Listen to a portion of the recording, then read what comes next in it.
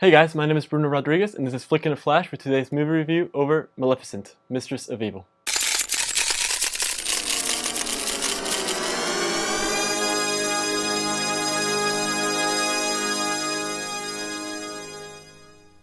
This movie was directed by Joachim Ronning and stars Angelina Jolie, Elle Fanning, Harris Dickinson, and Michelle Pfeiffer. The performances throughout the movie were great, especially, of course, from Angelina Jolie, who plays a great Maleficent all throughout the movie. This movie is a sequel to one of Disney's many reboots that they have done over the years, and honestly, coming into this movie, I didn't have the highest hopes. Maleficent was okay, but I was just like, Disney has had a cash grab after cash grab, this might just be another one. But I was pleasantly surprised. It was a good movie. That's not to say it was exceptional or great, it was good, and I didn't have a lot of problems with it. This movie, however, is pretty dark, and I don't mean that as in like the story was dark, but it was like dimly lit, you know, like not a lot of light. There were a lot of scenes shot in the dark, and it was really hard to see, probably to match some of the CGI, but the CGI that did appear was well done. The pacing in this movie was okay. The plot did go from point to point. Sometimes though, some plot points were a little bit too convenient. You could tell they just needed to keep the plot going forward, so they added some really insane coincidences that needed to happen for the story to continue. Another problem this movie had was its predictability. You could pretty much tell it was going the whole time. When they were in point A, you knew how they were going to get to point B and so on. So while it wasn't a bad story, you knew where it was going to end. You knew where it was going the whole time. The action in this movie is actually handled pretty well. It has a PG rating, so of course they couldn't show a lot, but I think with the rating they were going for, I think they did a pretty good job. They drove the line to PG right at the border. Of course, this movie is for kids. The runtime is kept to around 2 hours, a little less because, you know, kids get bored.